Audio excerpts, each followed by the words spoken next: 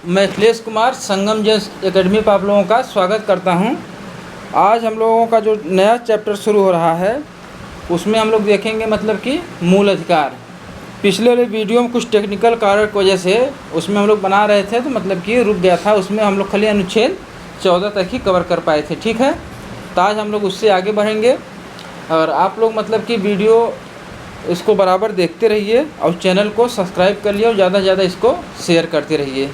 तो मूल अधिकार हम लोग पढ़ेंगे, इसके बाद हम लोगों का फिर आ जाएगा डीपीएसपी और इसमें हम लोग खाली इसे आर्टिकल देख लेते हैं मोटा मोटा और जो प्रश्न आ जाता है उसको कवर करके इसको हम लोग चैप्टर को समाप्त कर लेंगे, ठीक है। लीजिए, कुछ बोलना चाहते हैं? हाँ, तो हम लोग मतलब मूल अधिकार पढ़ेंगे और उसके बाद जो क्वेश्चन जो इम्पोर्टेंट क्वेश्चन होगा उसको डिस्कस करेंगे। तो शुरुआत करते हैं। तो चलिए ठीक है, तो हम लोग उसमें देखते हैं 14 हम लोगों का हो गया था।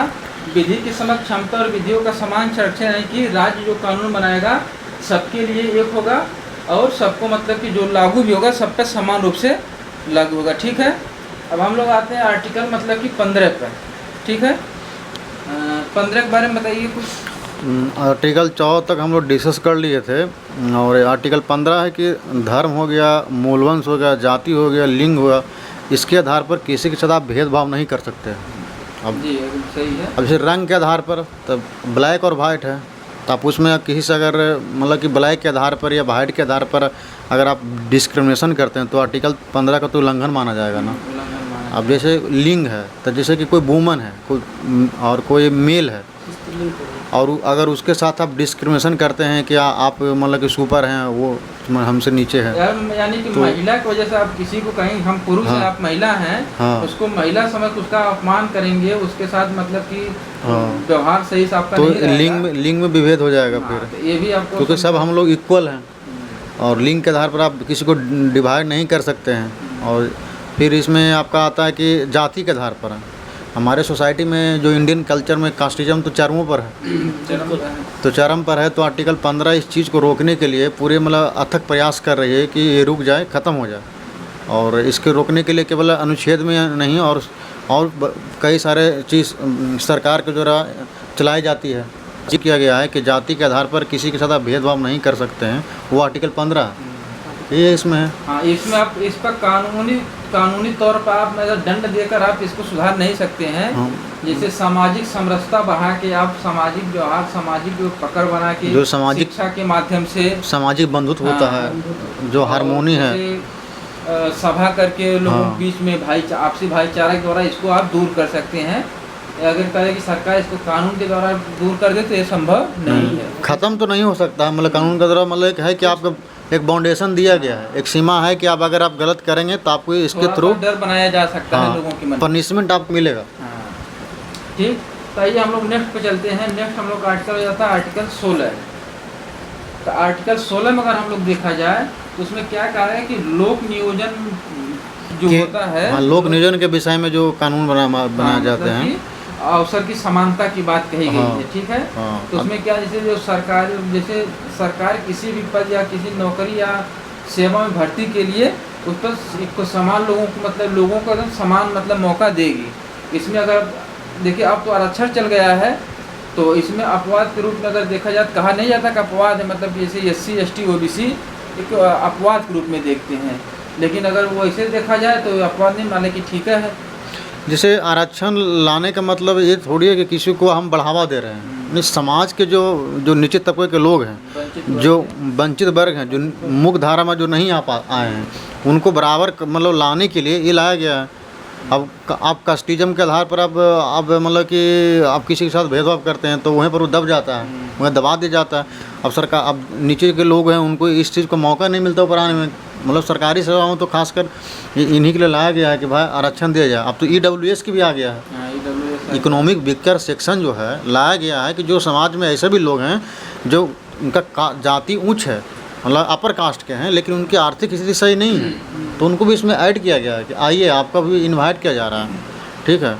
अब आर्टिकल 17 हम लोग का है। हाँ, आर्टिकल 17 जो है टाइगर, आर्टिकल 17 क्या है? अस्पृश्यता हाँ, अस्पृश्यता मतलब हाँ। छुआछूत का अंत। तो अस्पृश्यता का जो मतलब कि आर्टिकल 17 में जिक्र किया गया है, तो अस्पृश्यता में मतलब कि बहुत सारे चीज़ों को मतलब आजकल समाज में घटनाएं देखने को मिलती है कि कई व्यक्तियों को जाति के आधार पर बहिष्कार कर दिया जाता है, उनके साथ बैठा नहीं जाता है, समाज में उनका कोई मतलब कि अस्तित्व नहीं है, ना उनके साथ बैठ सकते हैं, ना बात कर सकते हैं। देखा जाए पुराने में जो लोग कहते हैं, बताते हैं, मतलब क्या होता था कि मतलब कोई अगर उच्च वर्ग का पढ़ा लिखा है और कोई निम्न जगह से मैला पूरा ढोने वाला है, तो अगर वो रास्ते पर आता था तो लोग अपना रास्ता बदल देते थे। हाँ, तो भी अस्पृश्यता का एक उदाहरण था। मतलब कि इनकी परछाई से भी दूर रहो। हाँ, तो एक तरह के अस्पृश्यता ही था उनकी, मतलब कि जो उनका जीवन जीने का अधिकार है उससे उनको वंचित किया जाता, उनको मतलब कि उस कष्ट को दिया जाता था कि तुम मतलब कि छूत हो इस टाइप से। जब हमारे देश जब आज़ाद हुआ 1947 में, तो हम लोग राजनीतिक रूप से तो स्वतंत्र हो गए, लेकिन अभी भी हम आर्थिक रूप से और सामाजिक रूप से स्वतंत्र ठीक से नहीं हो पाए। अभी हम इसके लिए फाइट कर रहे हैं, लड़ रहे हैं कि समाज में एक स्वतंत्रता मिले, सभी वर्ग को हम फ्रीडम से जिए। अब आर्थिक रूप से हम लोग भी पिछले हुए हैं, अभी हम लोग उसी के पीछे काम कर रहे हैं। 1947 में हम लोग का राजनीतिक स्वतंत्रता मिला था, ना कि हम लोग का आर्थिक सामाजिक मिल गया था। अभी तक हम उसको अभी तक मतलब प्रेजेंट तक ना जाने कब तक हम लोग फाइट करेंगे, वो तब समय टाइम के बाद मतलब कि जो आर्टिकल हम लोगों का है अब उस पर 18 है। हाँ, जिसमें उपाधियों के अंत की बात कहा गया, अंत की बात कही गई, ठीक है, उपाधियों की अंत मतलब कि जैसे कहा गया, मतलब कि जैसे किसी को भी मतलब जैसे सैनिक और शिक्षा जैसे इसमें, हाँ, इसमें जो क्या हुआ कि जो उपाधि जो लाया गया तो सोच समझ करके लाया गया कि जैसे पहले राय बहादुर था, एक उपाधि था, राय बहादुर राय, किसी को हम बाबू बोलते थे, वो भी एक उपाधि था, उसको ख़त्म किया गया। इससे क्या होता था कि समाज में डिस्क्रिमिनेशन ऊंच और नीच का बढ़ जाता था कि फलाने के बोल दे तो हमसे अच्छे हैं और हम बेकार हैं।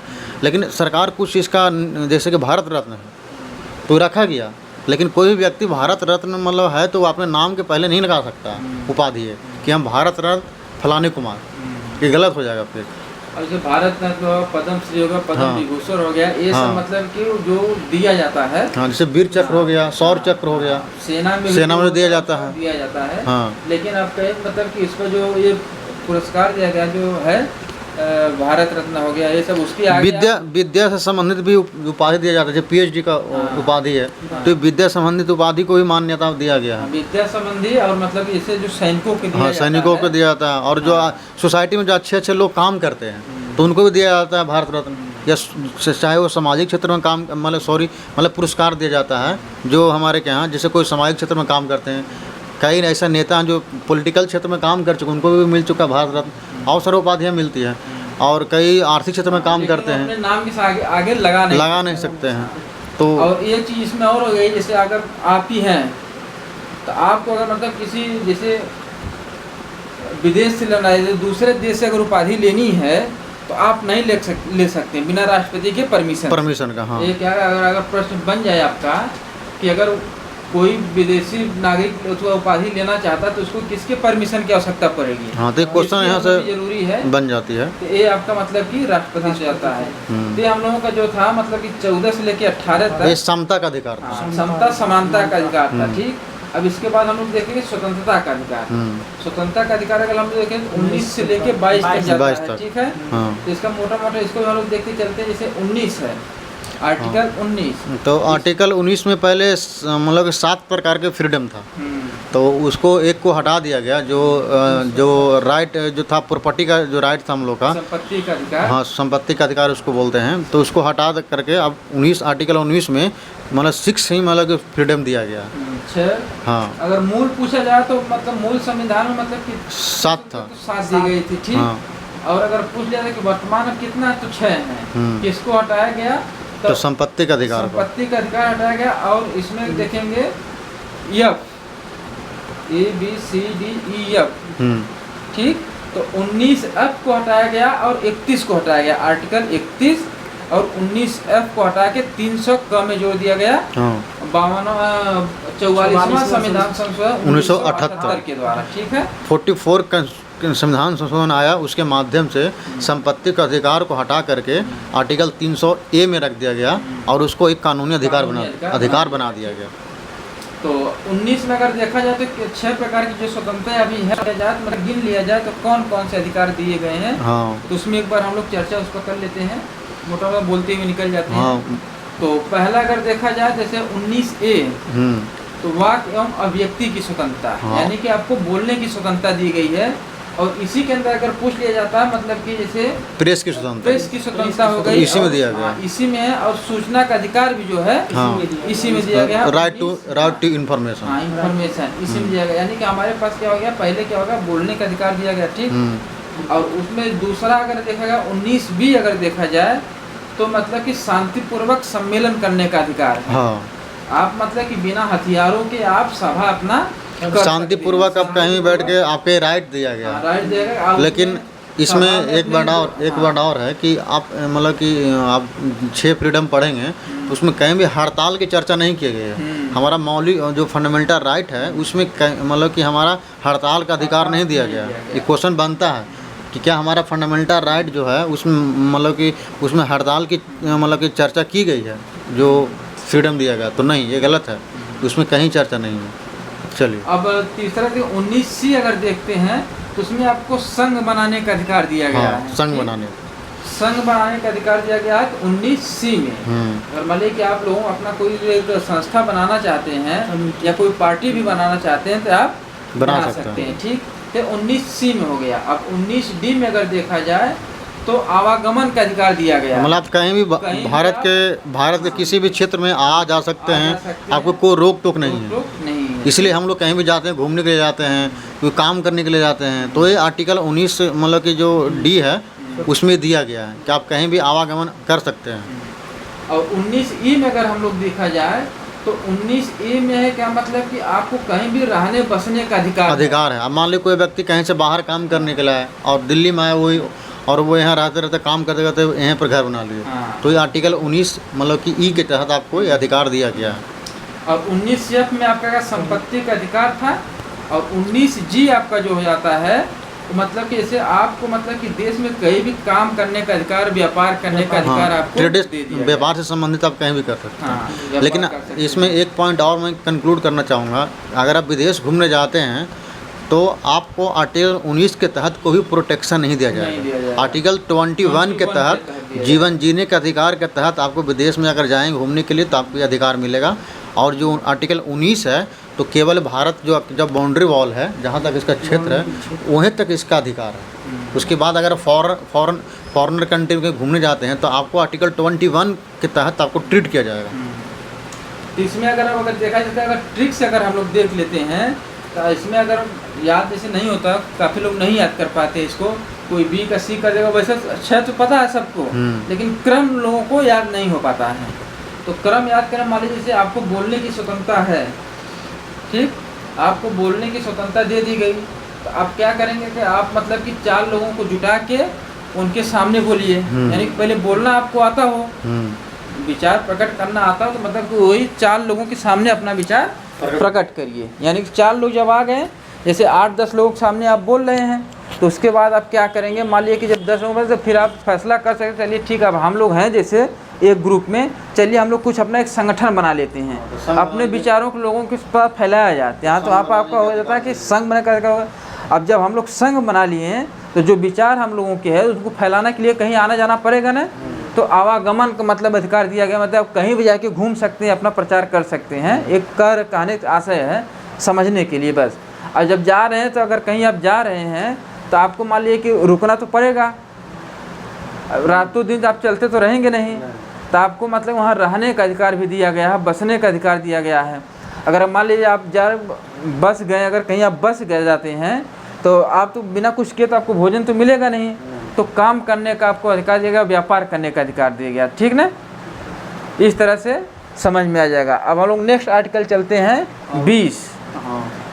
अब इसका क्वेश्चन किया जाएगा तो और उसमें कंक्लूड कर लिया जाएगा। बहुत थोड़ा कंक्लूड करेंगे। ठीक, तो ये लीजिए आर्टिकल 20 क्या है। अपराध दोष सिद्धि से संबंधित उसमें चर्चा किया गया है, दिया गया है कि अगर कोई व्यक्ति अगर कोई काम गलत काम करता है तो उसको पनिशमेंट उसी अपराध के लिए उसी मतलब एक ही बार उसको मिलेगा। ऐसा नहीं कि उसको कई बार उसके साथ आप दे सकते हैं। तो इसमें क्या है कि अगर कोई व्यक्ति या कोई अपराध कर लिया तो उसको सजा मतलब कुछ अपराध की एक ही बार मिलेगी। हाँ एक जो भी अपराध किया है उसके लिए उसको सजा एक ही बार मिलेगी, ठीक है।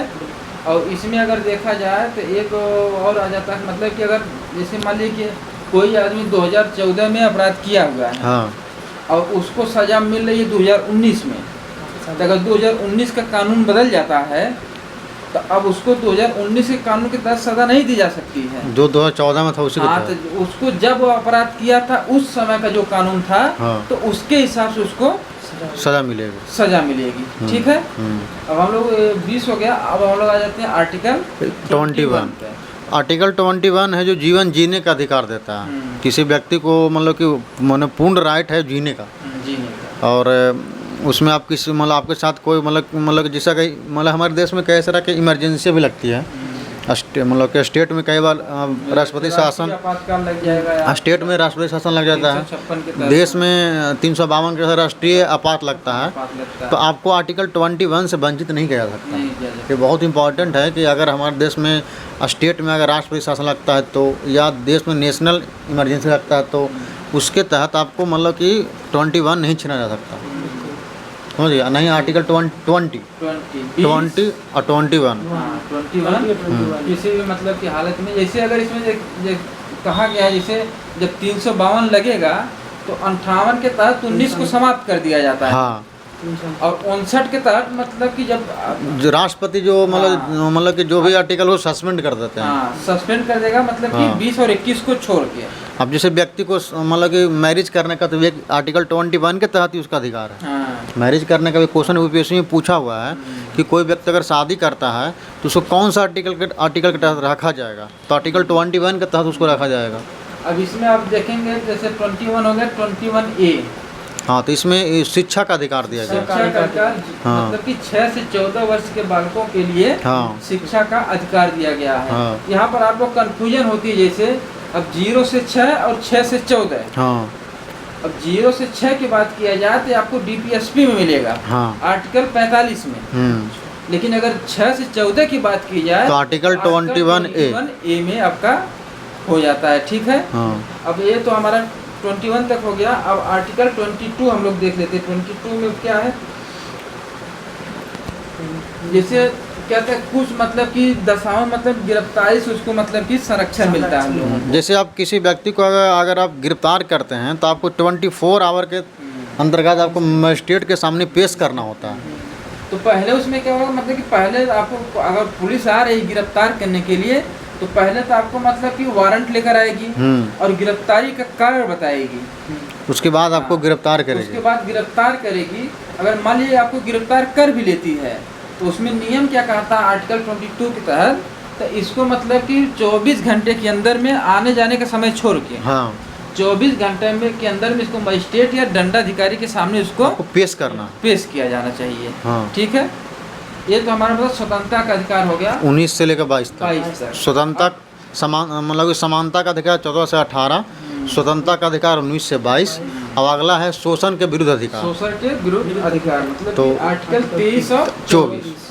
तो आर्टिकल 23 में क्या कहा था, जैसे बलात्कार, श्रम, मानव व्यापार, मानव तस्करी आप नहीं कर सकते आप हैं। नहीं कर सकते। अब जैसे आदमी को जैसे कि इसमें होता है कि आर्टिकल 23 कहता है कि आप आर्टिकल 23 में कहा गया है कि आप किसी व्यक्ति को खरीद फरोख्त नहीं कर सकते हैं। आप किसी बच्चों को आप कीन रहे हैं, किसी वुमन को कीन रहे हैं, किसी मेल को आप खरीद कर रहे हैं मतलब बेच रहे हैं, तो ये रोक लगाता है, प्रतिषेध लगाता है कि आप किसी भी व्यक्ति को आप मतलब कि आप बेच नहीं सकते हैं, नहीं खरीद सकते हैं। मानव तस्करी पर जैसे आप किसी के साथ मतलब अगर हम ही जैसे हैं, अगर कहा जाए कि आपके साथ मतलब काम करने वाले पैसा नहीं दिए, हाँ, आप इसमें किसी से बेगारी भी आप नहीं करवा सकते हैं। जैसे आप काम करवाया उसको पैसा नहीं दे तो बलात्कार में आ गया। बलात्कार, हाँ, तो इसको बेगारी बहुत सारा, और हमारे देश में भाई बहुत सारा ऐसा घटनाएं होती है और एनजीओ इस पर काम भी करती है। जो एनजीओ होती है नॉन गवर्नमेंटल ऑर्गेनाइजेशन जो है, जो गैर सरकारी संस्थाएं हैं, वो इस पर काम भी करती है कि बड़े बड़े शहरों में मतलब मज़दूरों को लाया जाता है और उनसे चाहे फैक्ट्री हो चाहे बड़े बड़े जो बिल्डर हों उनसे ज़बरदस्ती काम करवाते हैं। तो ये जो है आपका आर्टिकल 23 इस चीज़ को बैंड करता है कि नहीं ये गलत है, और अगर इसके थ्रू आप पकड़े जाएंगे तो आपको पनिशमेंट भी होगा। हाँ, आर्टिकल 24 अब हम देख लेते हैं। तो 24 मतलब कि जैसे बच्चों से संबंधित है। हाँ, कारखानों में बच्चों को मतलब कि बच्चों आप को मतलब कि सोशल इसमें आर्टिकल 24 में नहीं मना किया गया है। मना किया गया है। हाँ ठीक। तो इसमें मतलब कि इसमें एज एक दी गई है, मतलब कि 14 वर्ष के जो अंदर के बच्चे हैं, हाँ। उनको कारखानों, फैक्ट्री और भारी कामों में आप नहीं लगा सकते हैं। ठीक है। तो ये तो हमारा क्या होगा, शोषण के विरुद्ध अधिकार हो गया। आर्टिकल 23 और 24। 23 और 24। हम लोग का क्या क्या हो गया, जैसे समानता का हो गया, स्वतंत्रता का हो गया, शोषण हो गया। शोषण इसके बाद आपका कौन सा आएगा, धार्मिक स्वतंत्रता का अधिकार। धार्मिक स्वतंत्रता का अधिकार हो गया। जैसे धार्मिक स्वतंत्रता का अधिकार है आपका आर्टिकल 25 से 28 तक। 25 से 28। तो 25 में, आर्टिकल 25 में कहा गया है कि कोई भी व्यक्ति किसी भी धर्म को मान सकता है। कोई भी व्यक्ति, आप हिंदू मान सकते हैं, मतलब कि इस्लाम मान सकते हैं, हिंदुज़म मान सकते हैं, इस्लाम हो गया, सिख हो गया, ईसाई हो गया, जैन हो गया, बुद्धिज़्म हो गया। आप किसी भी धर्म को मान सकते हैं और कोई आपको रोक भी नहीं सकता है। ये पूरी तरह से हमको फंडामेंटल राइट है आर्टिकल 25 के तहत। ठीक है। तो आर्टिकल 26 हो गया। तो आर्टिकल 26 में अगर देखा जाए तो मतलब उसमें कहा गया कि मतलब कि ये अपने जो धर्म का है कार्य प्रबंधन, जो भी अपना पूजा पाठ का विषय है, तो उसको आपको कराने की स्वतंत्रता है, आपको फुल फ्रीडम है। हाँ। जैसे 25 में हो गया कि जैसे सिखों के कि कृपाण रखने का अधिकार, हाँ। तो 25 के अंदर दिया मतलब हाँ। कि आप कोई भी धर्म मान सकते हैं, हाँ। और इसमें 26 में कहा गया है कि आप उसके कार्यों का अपन प्रबंधन कर सकते हैं। ठीक है। हाँ। तो आर्टिकल 28 हो गया, 26 हो गया, 26। अब फिर आर्टिकल 27 आगे होगा, 27। हाँ। तो आर्टिकल 27, 28 उतना महत्वपूर्ण हमारा नहीं है। नहीं, जैसे कि 27, 28 है तो मतलब उसमें, और इस धार्मिक स्वतंत्रता का अधिकार हो गया 27 से, मतलब 25 से लेकर 28 तक। हाँ। और इसके बाद हम लोग देख लेते हैं क्या मतलब कि एक सांस्कृतिक और शिक्षा का अधिकार, आर्टिकल 29 और 30, जो हमारे देश में जो अल्पसंख्यक हैं, हाँ। और जिनके बारे में मतलब व्यवस्था किया गया है उनका भी, हाँ, अल्पसंख्यक जैसे हो गए हमारे देश के जो हैं, तो उनको भी मतलब कि ऐसे पूरा स्वतंत्रता दी गई, अपना शिक्षा का अधिकार वो ले सकते हैं। ठीक। शिक्षा अपनी मतलब जैसे चाहे वैसे उनको शिक्षा लेने का अधिकार है। ठीक। और जैसे वो शिक्षा के लिए आप 30 में जो है शिक्षा के लिए आप मकानों का, जैसे विद्यालयों का आप निर्माण भी, अपना संस्थाओं का निर्माण भी आप करवा सकते हैं। ठीक है। और आपका जो मेन आपका आ जाता है आर्टिकल 32। इसमें माननीय उच्च न्यायालय जो होते हैं, जो सुप्रीम कोर्ट हैं, वो रीट जारी करते हैं। 5 तरह के इसके तहत रीट जारी करते हैं। और व्यक्ति के लिए जो होता है, मतलब व्यक्ति के लिए तो बंदी प्रत्यक्षीकरण होता है। व्यक्ति के लिए ही मतलब उसमें जिक्र किया गया बंदी प्रत्यक्षीकरण। अगर कोई व्यक्ति आपको मतलब कि मतलब पुलिस आपको अरेस्ट करती है या किसी कानून में आप पकड़े जाते हैं गलत अपराध में, तो आपको सुप्रीम कोर्ट इसी के तहत बुलाती है कि बंदी प्रत्यक्षीकरण, यानी जो व्यक्ति है जो उसको पेश किया जाए। और जैसे और भी इसमें रीट है, जैसे अगर आप मान लें कोई व्यक्ति है, जैसे उसको गलत तरीके से गिरफ्तार कर लिया गया, हाँ। तो वो जैसे उसको अगर आप न्यायालय में जाएंगे तो न्यायालय कहेगा अच्छा ठीक है, तो तुम अगर पूरे थाने को बुलाएगा, पुलिस को बुलाएगा, भाई आप गिरफ्तार करने का कारण बताइए। अगर आप नहीं गिरफ्तार सही कारण नहीं बता रहे तो आपको वहाँ पर छोड़ने का आपको आदेश दे दिया जाएगा। हाँ। ये बंदी प्रत्यक्षीकरण हो जाता है। हाँ। ठीक है। उसके बाद परमादेश होता है। जैसे रीट में 5 हो गया, मतलब कि बंदी प्रत्यक्षीकरण, परमादेश, अधिकार परीक्षा, उत्प्रेषण और प्रतिषेध। तो ये 5 प्रकार का रीट है। और ये 5 प्रकार का रीट का मतलब ये हुआ कि आपको पूरी तरह से किसी भी चीज़, मतलब कि बंदी प्रत्यक्षीकरण तो पर्सनली हो गया, इंडिविजुअल हो गया, मतलब आपको बचाएगा, सेफ, हमेशा सेव करेगा वो। अगर आप गलत हैं तो आपको कोई नहीं बचाएगा, फिर आपको उस पर कानून लगेगा, जो धाराएं लगेगा वो लगेगा और आप जेल जाएंगे सीधा। अब जैसे इसमें कोई मतलब इसे इसलिए किया गया है, अगर जो हमारा मूल अधिकार उसका उल्लंघन हो रहा है तो आप उसका जाके कोर्ट में शिकायत करें, कोर्ट उस पर संज्ञान लेगा। तो जो भी अधिकारी है, पदाधिकारी है, अगर आपके साथ कोई अन्याय कर रहा है, मतलब लोअर कोर्ट ही आपकी सुनवाई नहीं कर रहा है, तो उसको वो अपने पास बुलाने को उसके पास अधिकार दिया गया है। ठीक है। जैसे यहाँ पर जिससे क्या उद्देश्य इसका ये था कि लोगों का जो मूल अधिकार वो प्रभावित न हो। ठीक है। मोटी बात इसका यहाँ हो गया। ठीक है। आइए अब हम लोग मतलब अब इसके प्रश्नों को देख लेते हैं। अब इसको हम मतलब कि 32 तक कर लिए हैं, तो और प्रश्न देखते हैं क्या क्या आया है। और एक पॉइंट और मैं इंक्लूड करना चाहूँगा। आर्टिकल 32 के तहत जो सुप्रीम कोर्ट है वो रीट जारी करते हैं। आर्टिकल 226 के तहत हाई कोर्ट रीट जारी करते हैं। ये पॉइंट याद रखना आपको। आर्टिकल 226 उसके तहत रिट जारी हाई कोर्ट करते हैं, उच्च न्यायालय करते हाई हैं। कोर्ट हाँ। और 32 के तहत सुप्रीम कोर्ट, सुप्रीम यानी कि उच्चतम न्यायालय। ठीक है। चलिए अब क्वेश्चन पर आते हैं। अब जैसे प्रश्न, हम पहला प्रश्न लेते हैं, तो निम्नलिखित में से कौन सा कारक किसी उदार लोकतंत्र में स्वतंत्रता का सर्वोत्तम सुरक्षा को नियत करता है? ठीक है। कारक मतलब कि कौन सा मतलब कारक है जो लोकतंत्र में स्वतंत्रता का सर्वोत्तम मतलब कि सुरक्षा का गारंटी आपको देता है? तो जहाँ शक्तियों का पृथक्करण होगा, हाँ। जो सेपरेशन ऑफ पावर होगा, वहाँ पर ही आपको मतलब पूरे गारंटी देगा ये। आप इसमें कहेगा कि आपको मतलब कि तभी सुरक्षा मिल सकती है कि आप पूरा पावर किसी एक आदमी के हाथ में आप नहीं दे सकते। जैसे हमारे यहाँ पावर का डिस्ट्रीब्यूशन किया गया है ना, नेपाल का हमारे यहाँ स्वतंत्र है। जब शक्तियों का बंटवारा रहेगा, कोई भी आदमी है मनमाने ढंग से लोगों का शासन नहीं कर सकता है। ठीक है। अगर मनमाना ढंग से शासन करे तो ऑटोक्रेसी हो जाएगा, फिर डेमोक्रेसी का मतलब ही नहीं है। अब हम लोग देखते हैं, जैसे निम्नलिखित में से किस व्यक्ति ने मूल अधिकारों को हमारे लोगों के लिए एक प्रतिज्ञा तथा सब विश्व के साथ किया गया समझौता कहा है? तो doctor S Radhakrishnan, doctor S Radhakrishnan के द्वारा कहा गया। ठीक। मौलिक अधिकार क्या हैं? जैसे वाद्य योग है कि वाद्य योग्य नहीं है, कि जैसे कठोर है कि लचीले हैं? जैसे मौलिक अधिकारों को हमेशा तुलना डीपीएसपी से किया जाता है। जैसे डीपीएसपी वाद्य योग नहीं है, हाँ। लेकिन मौलिक अधिकार व्यक्तिगत रूप से दिया जाता है, तो ये वाद्य योग है। आप इसको कोर्ट में चैलेंज कर सकते हैं, लेकिन डीपीएसपी के तहत आप डीपीएसपी को आप कोर्ट में चैलेंज नहीं कर सकते कि डीपीएसपी फलाने जो आर्टिकल है। कई मतलब जैसे वाद हुआ, जैसे गोलकनाथवाद हो गया। हाँ। ठीक।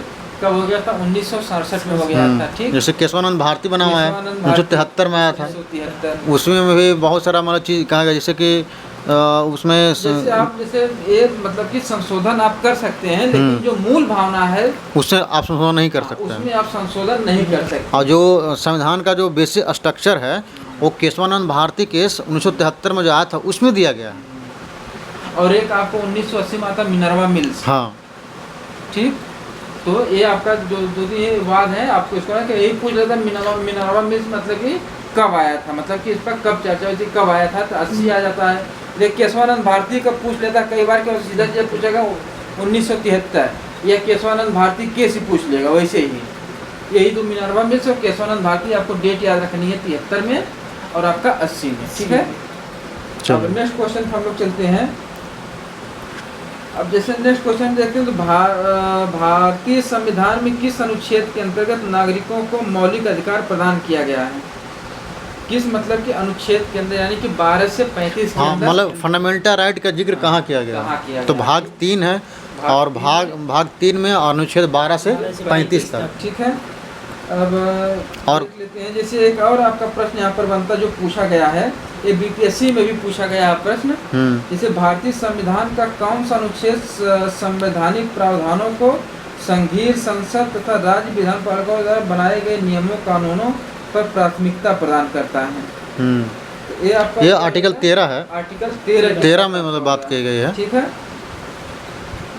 अब इसमें अगर 245 हम लोग देख लेते हैं, तो 245 में क्या है? तो इसमें मतलब केंद्र और राज्य द्वारा बनाई गई विधियों का आपका विस्तार है। अच्छा। हाँ। आर्टिकल 32 में आपका क्या हो जाएगा? ये आपका रीट इसमें है, तो इसमें रीट है आर्टिकल 32 में संवैधानिक सुरक्षा का प्रावधान। हाँ। इसमें किया गया। और आर्टिकल 326। हाँ, ये आर्टिकल 326 में ये है कि अगर जैसे हम लोग वोट देते हैं, हाँ। जो वोट का जो जैसे आर्टिकल जैसे पहले 21 साल था और अभी 18 साल कर दिया गया है आर्टिकल, तो वयस्क मताधिकार का जो मतलब जिक्र किया गया है आर्टिकल 326 में। और वयस्क मताधिकार जो 21 वर्ष से घटाकर 18 वर्ष किया गया, तो एक 61वां संविधान संशोधन इसके लिए आया था। 61वां मतलब 21 से घटाकर उसको 18 किया गया। तो संविधान में 61 संविधान संशोधन किया गया, उसके बाद हमारा एज 21 से घटाकर 18 कर दिया गया, और 18 का अभी तक मतलब है, अभी तक है, और इसके माध्यम से हम लोग सभी वोट देते हैं। इसमें जो अभी आर्टिकल और भी जो मिलता रहेगा हम लोग, हाँ। उसके बारे में भी पूरा चर्चा हुआ करते हैं। हम लोग चलेंगे, मतलब कि जब जो आगे भी आए तो आपका कई बार इसको रिवीजन हो जाए। ठीक है। अब हम लोग देख लेते हैं जैसे समता का अधिकार, मतलब कि जैसे 5 अनुच्छेद दिए हैं ना, समता या समानता का अधिकार, तो कहाँ से कहाँ तक अनुच्छेदों में दिया गया तो है? जैसे कि अभी जिक्र किए थे कि जो समता का अधिकार है वो आर्टिकल 14 से आर्टिकल 18 तक, आर्टिकल और 14। ये प्रश्न आपको देखिए पूछा कि इसमें IAS में पूछा हुआ, यूपी लोअर सब ऑर्डिनेट में, यूपी आर में पूछा गया, यूपी AR में पूछा गया है। मतलब ये प्रश्न देखिए कई बार पूछा गया, मतलब कि समानता का अधिकार कहाँ पर है, किस किस अनुच्छेद में है। सीधा सीधा 14 से लेके हमारा 18 हो जाएगा, ठीक है। अब हम लोग देखते हैं, ये तो ये सेम क्वेश्चन हो गया आपका। तो भारतीय संविधान में निम्नलिखित अनुच्छेदों में से कौन विधायन सत्ता पर पूर्ण नियंत्रण करता है? विधायन मतलब कि जैसे विधि। हाँ, जैसे कि जो कानून है, जो कहता है, कानून कहता है कि हम सभी को इक्वल ट्रीट करेंगे, तो इक्वल ट्रीट करेंगे तो आप उसी के आर्टिकल 14 के तहत काम करेंगे। तो आर्टिकल इसमें उत्तर क्या हो जाएगा आपका? आर्टिकल खाली देखिए यहाँ पर शब्द बदला, विधायन सत्ता पर पूर्ण, शब्दों से प्ले कर रहा है, शब्दों से खेल रहा है। ठीक, अब हम लोग देखते हैं नेक्स्ट क्वेश्चन, हम लोग देख लेते हैं।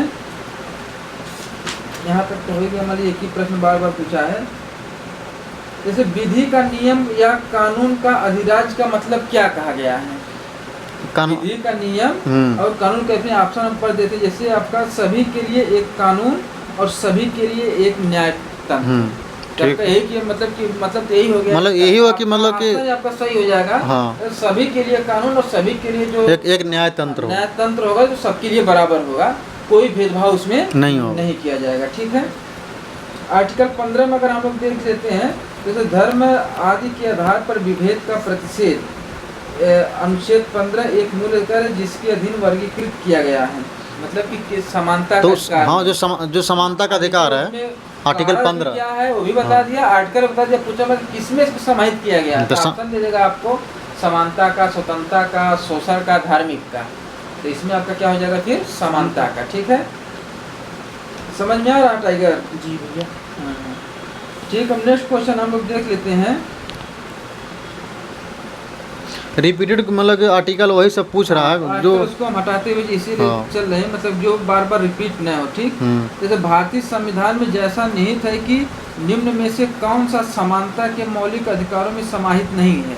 हाँ, तो मतलब कि जैसे मौलिक अधिकारों में कौन सा इसमें समाहित नहीं है? तो जो हमारे जो आर्थिक जो अधिकार होते हैं उसमें शामिल नहीं किया गया। आर्थिक अधिकार शामिल नहीं किया गया। जैसे कानून की समक्ष समानता ये भी है, सामाजिक समानता ये भी कही गई है, अवसर की समानता ये भी कहा गया है, ठीक है। लेकिन आर्थिक जो समानता है उसकी बात नहीं कही गई। अब देखिए एक कथन और कारण है इसका, बताइए। जैसे सामाजिक, आर्थिक एवं राजनीतिक क्षेत्रों में समान आधार निर्मित करने के उद्देश्य से राज्य असमान लोगों के लिए भिन्न भिन्न व्यवहार कर सकता है, ठीक। और समान लोगों में विधि शासन होगी और समान रूप से उसके प्रकाशित की जाएगी, ठीक। इसका मतलब कि अगर देखा जाए तो कथन भी सही है इसका और कारण भी सही है, और स्पष्टीकरण भी दे रहा है। स्पष्टीकरण भी जो दे रहा है वो भी मतलब कि सही है, ठीक।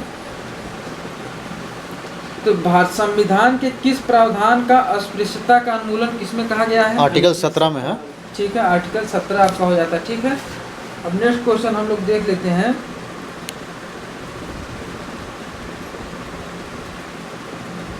अनुसूचित जाति तथा अनुसूचित जनजाति को किस अनुच्छेद के अंतर्गत मौलिक सामाजिक, आर्थिक, राजनीतिक तथा सांस्कृतिक अधिकार दिया गया है?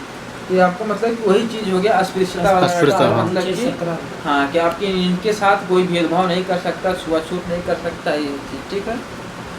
अब नेक्स्ट क्वेश्चन पर हम लोग चलते हैं। अब जैसे इसमें कुछ मतलब अस्पृश्यता का निवारण के लिए मतलब उपाय दिए गए हैं, इसमें से कौन कौन मतलब उपाय सही हैं? जैसे कानून बनाकर, सही है बिल्कुल। शिक्षा की उन्नति द्वारा अस्पृश्यता का अंत करने के बताया किस किस माध्यम से मतलब कर सकते हैं, किया जा सकता है, कैसे इसको खत्म कर सकते हैं। हाँ, तो एक आपका दिया हुआ कानून बनाकर बिल्कुल सही है। शिक्षा की उन्नति द्वारा ये भी आपका सही है। और जन जागरण के द्वारा ये भी सही है, ठीक। और नौकरियों में प्रवेश दिलाकर, ये आपका ऑप्शन जो है ये नहीं है, गलत हो जाएगा। प्रवेश जाकर आप छुआछूत को मतलब कि समाप्त नहीं। और वर्तमान में सोशल मीडिया आ गया है, इसके माध्यम से भी आप मतलब देख सकते हैं कि मतलब इसको समाप्त किया जा सकता है। हम लोग नेक्स्ट क्वेश्चन पर चलते हैं। तो भारतीय संविधान में स्वतंत्रता का अधिकार 4 अनुच्छेदों द्वारा प्रदान किया गया जो है, मतलब हाँ, तो कौन कौन से? हाँ, तो 19 से 22 तक है। आर्टिकल 19 से आर्टिकल 22 तक, 21-22 तक आपको स्वतंत्रता का अधिकार दिया गया, ठीक है। तो भारतीय संविधान में कौन सा अनुच्छेद प्रेस की स्वतंत्रता को हाँ, तो- आश्वासित करता है? तो आर्टिकल जो स्वतंत्रता का अधिकार है, अब जिसमें आर्टिकल 19A है, उसमें प्रेस की स्वतंत्रता की बात कही गई। हाँ, इसे वाक एवं अभिव्यक्ति की स्वतंत्रता दी गई है, तो उसी के अंदर आपको प्रेस की और सूचना का अधिकार दोनों का राइट टू इन्फॉर्मेशन। कहा गया है। ठीक है, ये भी आपका सही हो गया। ठीक, अब नेक्स्ट क्वेश्चन हम लोग देख लेते हैं। इसे उच्चतम न्यायालय की व्यवस्था के अनुसार मतलब कि निजी भवनों के ऊपर राष्ट्रीय झंडे को फहराना के तहत नागरिक का मौलिक अधिकार आपका तो हो जाता है। आर्टिकल 19(1)(a) में दिया गया। 19(1)(a) में दिया गया, मतलब कि जो मतलब कि अपने मकानों के ऊपर झंडा झंडा फहराना फहरा उनका सकते हैं। मौलिक अधिकार। Article 19(1)(a। जैसे स्वतंत्रता के अधिकार के भाग के रूप में निम्नलिखित में से कौन सा बिना हथियार के शांतिपूर्ण ढंग से इकट्ठा होने की स्वतंत्रता के अंतर्गत नहीं हो आता है? कह रहा है कि बिना हथियारों के मतलब कि बिना हथियार के शांतिपूर्ण ढंग से इकट्ठा होने की स्वतंत्रता नहीं, कि आप कह रहे हैं कि कौन सा नहीं आएगा? आप इकट्ठा हो रहे हैं लेकिन मतलब कि बिना हथियार के, तो किसके अंतर्गत नहीं? कहा गया कि शांतिपूर्ण आप जाके अब मतलब धरना दे सकते हैं। धरना दे सकते हैं। ठीक, तो इसमें क्या हो जाता है, घेराव अफसर जो अपना कर्तव्य नहीं निभाते हैं, अगर माने कोई नहीं तो उसको आप मार नहीं सकते हैं। हाँ। तो उसका आप घेराव नहीं कर सकते हैं। नहीं। आप अपना दीजिए, धरना दीजिए। अगर आपका वो बात नहीं मान रहा है तो फिर उसके भी तो कोर्ट है, आप कोर्ट में जाइए। हाँ। ऐसा नहीं कि जो आया करे उसको आप घेर के मानने लगे, उसका घेराव कर लिए। ये तो नहीं कहा गया संविधान में नहीं। कि आप कानून के हिसाब से चलिए, आप कानून मत बन जाइए। ठीक, तो यही आपका उत्तर हो जाएगा। मतलब कि घेराव अफसर जो अपना कर्तव्य नहीं निभाते हैं उनको आप मतलब कि रहिए, आप अपनी कार्रवाई करिए दूसरे कानूनी तरीके से। ठीक है, नेक्स्ट क्वेश्चन हम लोग देखते हैं। जैसे भारतीय संविधान के किस अनुच्छेद में विधि का सम्यक प्रक्रिया के सिद्धांत का पालन किया गया है? तो आर्टिकल 14 में इसका सॉरी आर्टिकल 21 में दिया गया है। आर्टिकल 21 विधि के सम्यक प्रक्रिया है। विधि की सम्यक प्रक्रिया। ठीक है, अब देखिए निम्नलिखित अधिकारों में से कौन सा अनुच्छेद 19A 19D को अनुच्छेद 1 से मिलकर पढ़ने को मतलब कि क्या मतलब कि मान्यता प्रदान करता है? तो इसमें एक आर्टिकल 21। ठीक, तो एकांतता का अधिकार जो दिया गया है, राइट टू मतलब कि प्राइवेसी। हाँ, राइट टू प्राइवेसी की बात में आर्टिकल 21 है। देखिए, 21 हिंदी लिखा उत्तर में, इसमें हिंदी जो एकांतता, बताया है, एकांतता। एकांतता दे दिया, लड़का तो यही घबरा जाएगा। ये एकांतता क्या है? और उसमें देखिएगा सरल विदेश यात्रा सूचना, इसमें इसको मार के आपका चला जाएगा। तो ये आपका कहा कि राइट टू प्राइवेसी का अधिकार, जो आप एक एकांत में रह सकते हैं, उस पर कोई आपके दखल अंदाजी नहीं करेगा। पर्सनल जो आपका लाइफ है उसमें कोई इंटरफेयर नहीं कर सकता। करेगा। ठीक है, नेक्स्ट क्वेश्चन हम लोग चलते हैं। जैसे निजता का अधिकार, आपके प्रश्न में निजता का अधिकार से भी आपको पूछ सकता है। निजता का अधिकार आपका आर्टिकल 21 है। 21 हो गया। ठीक है, इसके कई टर्मिनोलॉजी है, उसको हम लोग देख लेते हैं। वही रिपीटेड क्वेश्चन है इसमें, मतलब कि रिपीटेड क्वेश्चन है, सब रिपीट क्वेश्चन है। हाँ, अब देखिए एक क्वेश्चन आपका और तो भारतीय संविधान में संशोधन करके शिक्षा का अधिकार कब जोड़ा गया? हाँ, तो इसको 1 अप्रैल 2010 में आपको जोड़ा जाता है। Right to education, right to education 1 April 2010। 2000 और ये कौन सा 86वां संविधान संशोधन आपका होता है? 86 संविधान संशोधन। हाँ, 86। ये पूछा कई बार, मतलब कि कौन सा इसमें शिक्षा का अधिकार को आर्टिकल 21A में जोड़ा गया है, तो 86वां संविधान संशोधन। ठीक है, और इसमें हम लोग देखते जैसे 6 से 14 वर्ष वही आपका हो गया, मतलब कि मूल अधिकार हो गया। ठीक, तो लगभग हम लोगों का कंप्लीट होने ही वाला है। जैसे नेक्स्ट क्वेश्चन देख रहे थे, मूल अधिकार संबंधित में तो अनुच्छेद में प्रत्यक्ष रूप से बालकों के शोषण से संबंध है। हाँ, तो बालकों आर्टिकल 24 में 24 में। हाँ, ठीक, जैसे शोषण के विरुद्ध अधिकार दिया गया है, आर्टिकल 23 और 24 है ना, तो 24 की बात कर रहे हैं। निम्नलिखित अनुच्छेद कौन सा जो कारखानों में बालकों के नियोजन का प्रतिषेध करता है? आर्टिकल 24 हो गया। ठीक है, 23 होगा जैसे मानव व्यापार नहीं, मानव तस्कर, मानव व्यापार ये सब नहीं करते। बाल श्रम हो गया, बलात्श्रम हो गया, बलात्श्रम। जैसे प्रत्यक्ष बंदीकरण अधिनियम के अंदर एक व्यक्ति को बिना मुकदमा चलाए कितने दिन तक मतलब कि आप रख सकते हैं? हाँ, तो 3 माह 3 महीना मैक्सिमम, आपको 3 महीना तक आप रख सकते हैं। तो उसके बाद आपको फिर उसको छोड़ नया अगर सिद्ध कर पाए तो उसको आपको छोड़ना ही छोड़ना पड़ेगा। ठीक है, नेक्स्ट क्वेश्चन पर अगर हम लोग चला जाए, तो जैसे धार्मिक स्वतंत्रता से अगर हम लोग संविधान के किस अनुच्छेद के अंतर्गत सिखों द्वारा कृपाण धारण करने का स्वतंत्रता माना गया है? आर्टिकल 25 5 है 25 25 शुरू में ही है कि आप धर्म मान सकते हैं, कृपाण रख सकते हैं, पगड़ी आप बांध सकते हैं, ठीक है। उनके लिए कहा गया, जैसे अभी जो होता है कि यहाँ पर क्या है, जो वाहन चलाते हैं आपको हेलमेट पहनना जरूरी है, लेकिन उन लोगों का धर्म बीच में है तो उन लोगों के लिए मैंडेटरी नहीं किया। वो सब सुप्रीम कोर्ट का गाइडलाइन है कि जो सिख होते हैं उनको जो पगड़ी होती है खुद 6 मीटर का होता है, तो इस कारण अनुसार वो मतलब उसकी बराबरी में मानते हैं कि दोनों इक्वल है, इस कारण से उसको मतलब रोक लगा दिया गया। और धार्मिक कुछ मतलब मान्यताएं हैं तो उनको। नेक्स्ट क्वेश्चन है, संविधान के अनुच्छेद 25 के अनुसार धर्म स्वतंत्रता का अधिकार किसके अधीन नहीं आ जाता आता? ठीक, तो ये आपका मानववाद के अधीन आपका नहीं आएगा, ठीक है। यानी कि स्वास्थ्य के भी अधीन, सदाचार और सार्वजनिक व्यवस्था के अधीन आता है, लेकिन मानववाद के अधीन नहीं आएगा, ठीक है। तो क्वेश्चन सब रिपीटेड ही हो रहे हैं। सब मतलब क्वेश्चन सब वही है। तो अभी कुछ और देखते हैं क्या अभी कुछ अगर नया क्वेश्चन है, जैसे रीट वाला देख लेते हैं एक बार। तो जैसे भारतीय संविधान मान्यता देता है तो धार्मिक और भाषाई अल्पसंख्यकों को मान्यता देता है कि अपना ये जैसे भवन भी बना सकते हैं, विद्यालय भी उसका संचालन कर सकते हैं, उनको अधिकार पूरा दिया गया है, ठीक है। उसमें राज्य का कोई दखलंदाजी नहीं किया जाएगा, ठीक है। जैसे व्यक्तिगत स्वतंत्रता के लिए उच्च न्यायालय निम्नलिखित में से किस रीट को जारी करता है? अधिकार परीक्षा, सॉरी बंदी प्रतिशतकरण पूछता है। देखिए यही ऐसे ही आप मतलब जल्दीबाजी करेंगे तो तुरंत अधिकार परीक्षा दिया और तुरंत ना बंदी जो इंडिविजुअल है उसके लिए बंदी प्रतिशतकरण हो जाता है, ठीक है।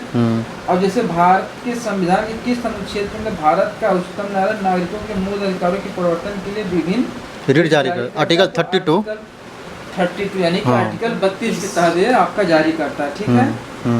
अब बस यही है कि आपका छूट रहा था, इस पर हम लोग देख यही है और मैक्सिमम हम लोग सब लोग चर्चा कर ही चुके हैं। तो अब यहाँ इसको हम लोग इसी पर समझी को बंद करते हैं जो हमारा डिस्कशन है, क्योंकि सब रिपीटेड क्वेश्चन, एक ही क्वेश्चन आ रहा है बार बार, तो हम लोग ये 2 बार 3 बार हम लोग उसको खत्म हो गया। हाँ, फंडामेंटल राइट्स आज हम लोगों का यहाँ पर समाप्त होता है। अब कल हम लोग उस पर DPSP देख लेंगे जो इसमें महत्वपूर्ण है, और थोड़ा सा आर्टिकल जो नहीं भी पूछे गए हैं उस पर भी खाली एक लाइन बताते हुए हम लोग आगे बढ़ जाएंगे, ठीक है। तो आज हम लोग बस यहीं तक दोस्तों, आप लोग पढ़ते रहिए, प्रयास करते रहिए।